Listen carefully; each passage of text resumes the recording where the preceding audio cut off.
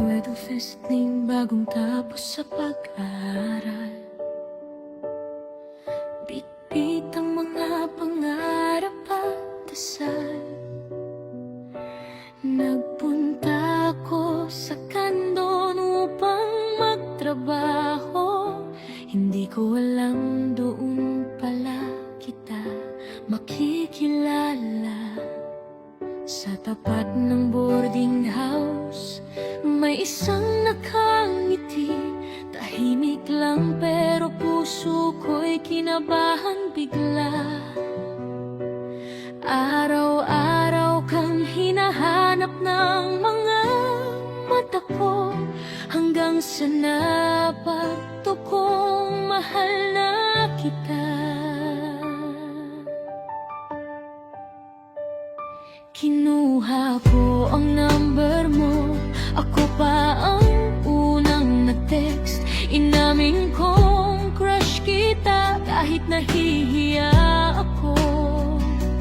At doon nagsimula ang kwento nating dalawa. Isang pag-ibig na akala ko'y habang buhay na.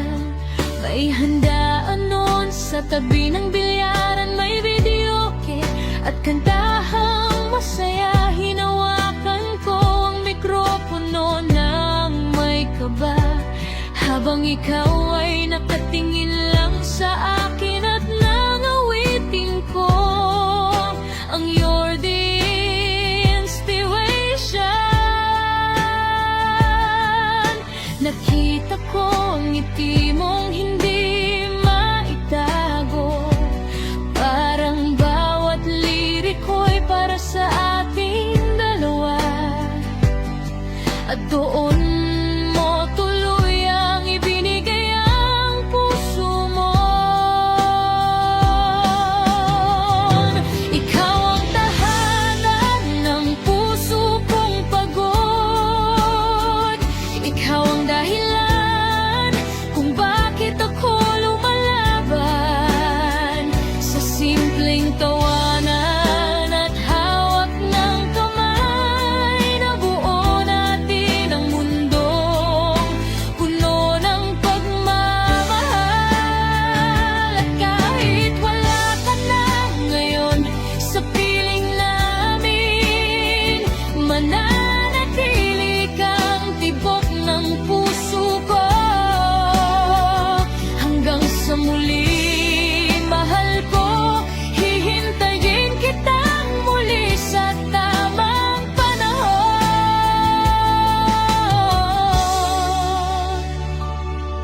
Araw-araw mo akong sinusundo sa trabaho, sabay tayong kumakain tuwing tanghali. Simple man ang buhay natin noon, basta magkasama tayo. Sapat na sa akin. Nagpunta ka sa Dubai para sa mga pangarap natin. Kahit mahirap ang distansya, kinaya natin. Hanggang sa umuwi ka dahil sa problema ng kalusugan mo. Pero hindi tayo sumuko sa laban ng buhay. Noong naging kagawad ka ng barangay, mas lalo kitang hinangaan at minahal. Dahil mabuti kang tao at mapagmahal, laging inuuna ang pamilya kaysa sarili mo.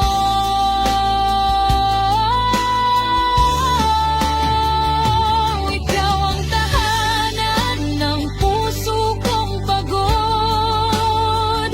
Ikaw ang dahilan kung bakit ako lumalaban. Sa bawat hirap at tunos ng buhay, hindi tayo bumitaw sa isa't isa. At nang dumating si Tardi sa buhay natin, mas naging buo ang ating munting pamilya.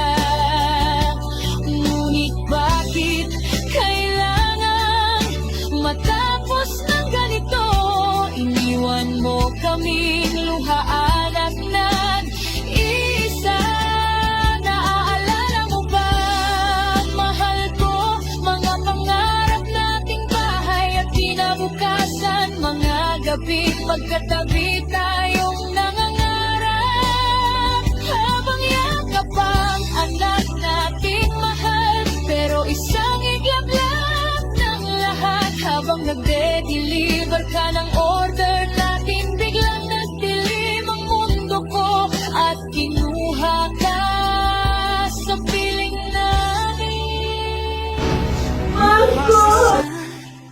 Mahal na mahal kita. Salamat sa 10 taon ng pagmamahalan. Ikaw ang naging lakas ko at sandigan, at ang pinakamabuting ama kay 30. Ipinapangako kong ikukwento kita sa anak natin, kung gaano ka kabuti at mapagmahal. Kahit wala ka na sa piling namin, habang buhay kang nasa puso namin. Hanggang ngayon, ikaw pa rin ang mahal ko. Sa bawat luha, pangalan mo ang dasal ko. At kahit pinaglayo tayo ng tadhana, hindi mawawala ang pag-ibig ko sa'yo. Hanggang sa muli, mahal ko. Muli kitang makikilala. Muli tayong magsasama, kasama ang mga nating mahal.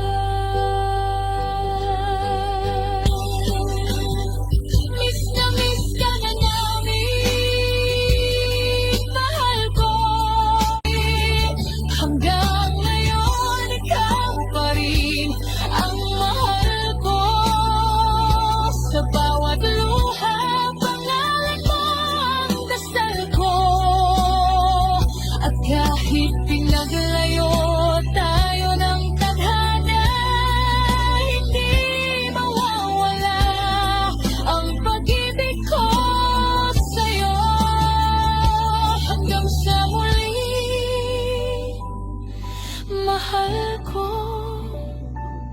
Muli kitang makikilala. Muli tayong magsasama, kasama